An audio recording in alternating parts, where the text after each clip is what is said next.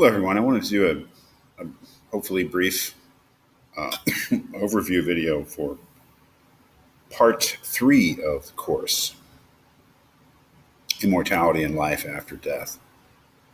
I think I've said several times that the first two parts of the course are really confined to, generally speaking, an Epicurean view of death, at least the general outlines of that view, the fundamentals of that view, which I think can be stated pretty simply.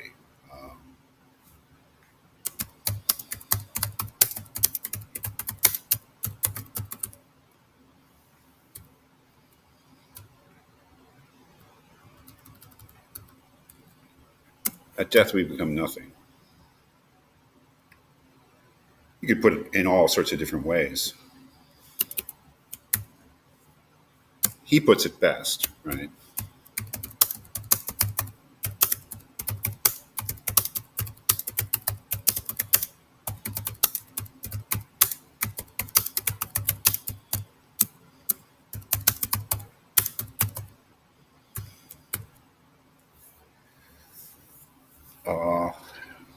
Of course, in the first part of the course, Nagel, Bruckner, and Fisher had problems with Epicurus's inference from this that death should be nothing to us, that it is nothing to us, and it's certainly not a bad thing for us. But generally speaking, this is kind of the space we've been working in. And one of the things that I've tried, it can be difficult to try to just get used to thinking of death in this way for some of us. And one of the things that I've been laying emphasis on is that if you want to really grasp the Epicurean view of death,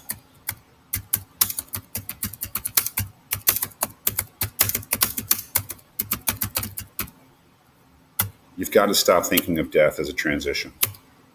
You simply, if you're describing the Epicurean view, which is by extension pretty much the view of all the things we've read so far, on this point at least, if you're describing the Epicurean view as somehow this mysterious, we don't know what happens, what happens to us after we die, he thinks all such speech is illegitimate. That is, any reference to things like what happens to us when we die or after we die, or that's sort of assuming that death is not the absolute end, and he's pretty much laid out that he thinks that it is. Well, if one of the keys or tricks to really grasping the Epicurean view of death is to stop thinking of death as a transition, then as we enter part 3 of the course, reading Plato's Phaedo and Landsberg's The Experience of Death, well,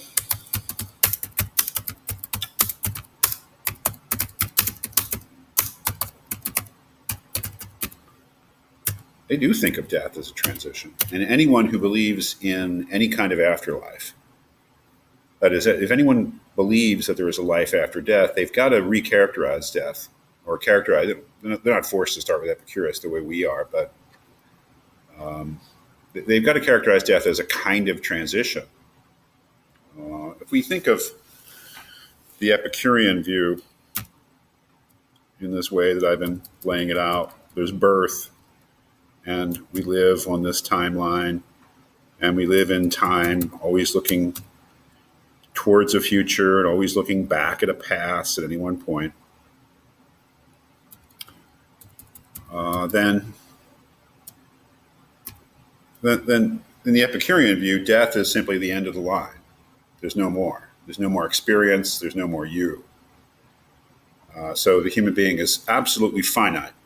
That is limited in time and space, of course, too, but limited in time, especially with regard to death. Right?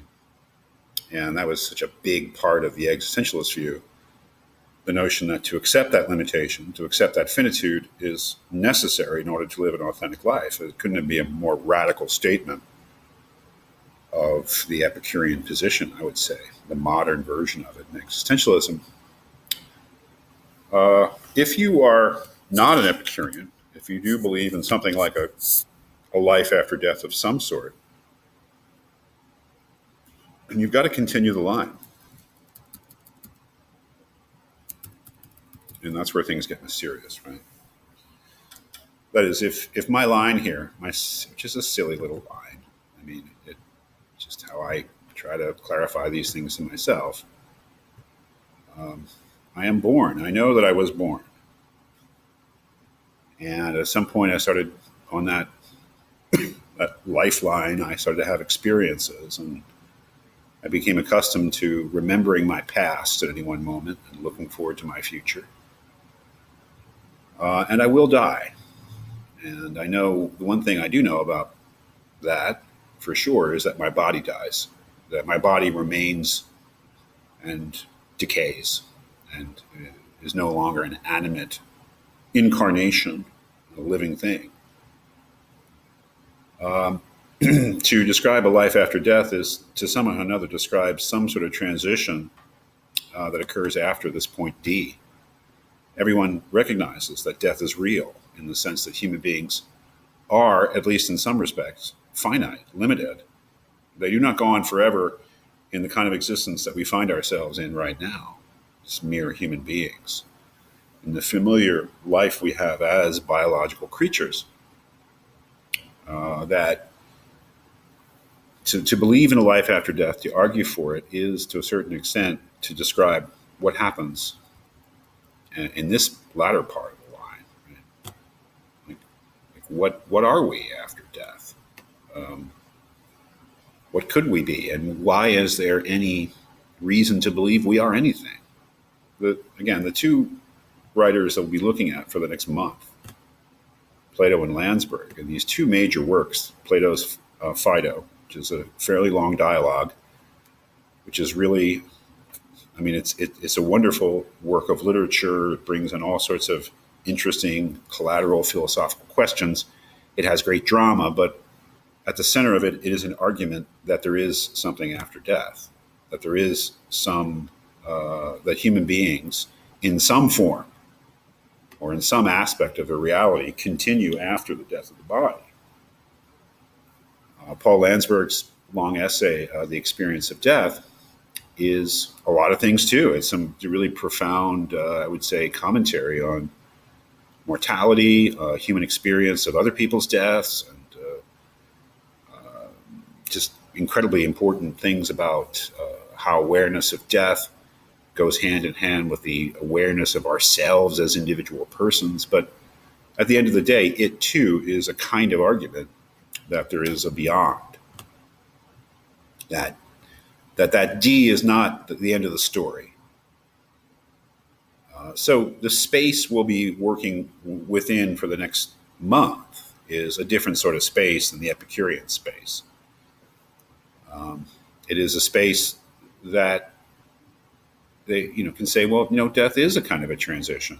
Death is a transition from one state of being, whatever that state was before D along this line, to another state of being, whatever that state will be after D. And that's where philosophically, obviously, the problems begin. I mean, whether we believe in life after death or whether we don't, we surely have to admit that establishing in a rational, reasonable way, that is through argumentation of some sort or another, establishing that some part of the human being actually does survive death and continues to have some kind of meaningful existence after death, we have to admit that that is a very large task. That is a very difficult thing to establish. Truth of the matter is that there are two sorts of, there are the majority of the people who believe in life after death fall, most of them, I would say the vast majority, into two camps. Children who haven't really thought the problem through. Adult people who think like children, which is, okay. A lot of people think like children on the subject of death, and there are probably some reasons for that. So the first group is children and people who think like children, and the second, I would say most numerous group, is adults who believe on a non-rational basis, that is, believe on the basis of faith. And then there's a very small number of people who believe in a life after death on rational grounds. And those would be philosophers or philosophically minded people who believe in some kind of existence after death. I'm not trying to be snotty there. I think that what kids believe about life after death is incredibly interesting. And there are adults who, they're not stupid or ignorant by any means, but they think like kids, about it. And I'll probably talk a little bit about what I mean by that in the essays, but mostly it has to do with a belief in ghosts or sort of a naive belief in the stories that were told as children. And then as we develop intellectually, we realize that those stories were not meant to be taken literally, that there are certain philosophical abstract issues at stake that we have to deal with to have a more grown-up, sophisticated, mature belief in an afterlife, which is a difficult task. And I'd say most people don't believe, in their grown-up way in an afterlife on the basis of a rational basis. They believe on the basis of pure faith, and that's fine. I'm not downgrading that at all. It may all come down to that, but that's not what we're about in terms of what we're doing in this part of the course. It's not faith-based. Religious faith comes into it in Paul Landsberg. He is a Catholic philosopher. He's a Christian philosopher. So faith means a heck of a lot, but he knows that according to the rules of philosophy, you can't ever say you simply must believe. That's against the rules. It really is. I mean, in philosophy, whether it's religiously minded or not, it's reason and argumentation, evidence, proof, and logic that ultimately have to be abided by. So, so any philosopher who's taking on this question is taking on a tremendous task to try to establish on a rational or some kind of rational basis that even the likelihood, even the probability of something, some continuation of the human person after death. So that's kind of the space we're in. And it's kind of my favorite part of the course because it's so dramatic. And one of the really interesting things is to see, even though Plato and Landsberg are both committed to the idea of a life after death, of a transition to a something else after death, they have such different approaches. And it's especially interesting to see the philosopher's approach of Plato as opposed to the Christian approach of Landsberg.